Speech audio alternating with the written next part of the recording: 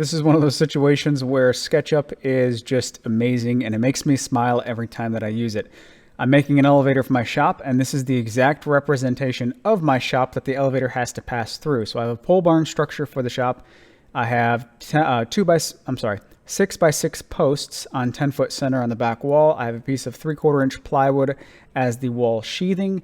And this right here is the 1/2 inch plywood of the floor above in the loft, which the loft is much larger than what it's shown here. But this is just basically to establish the opening that I have to model within. So this establishes all of my constraints. This board is for a mini split that I have mounted up here, so I can't go any higher than the bottom of this board for the mini split. So once I have this established, I can mount the rails to the wall. These are the rails that will allow the elevator to track vertically, and any necessary bracing that needs to go behind it, I can model those real quick. From there, I know the interior dimensions that I want to stay within, so I can model the elevator lift itself.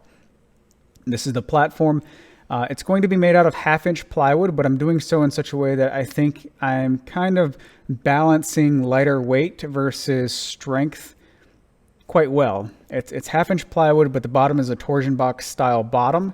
And these blue pieces are solid lumber. So blue is solid lumber, green is 1/2 inch plywood, yellow is the strap, the lifting strap that will lift this up. So once I have that done, I can put that in place, make sure everything continues to work out.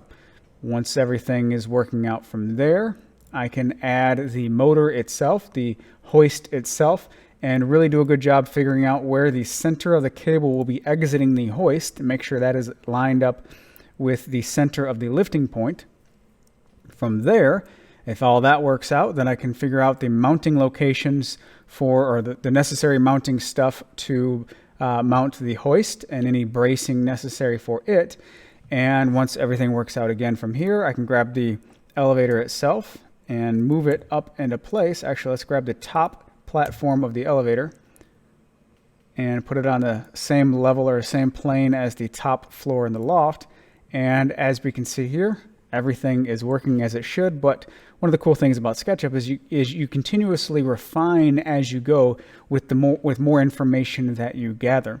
So I made this V notch cutout in the back to make sure I cleared the hoist itself. But I can see here with my lifting strap as well as the minimum distance for the cable, which is actually the bottom of this horizontal line, I can actually add some more strength to the back panel by editing the back panel, grabbing this line right here, or this plane, M for move, and let's move this plane up 5 inches, 6 inches.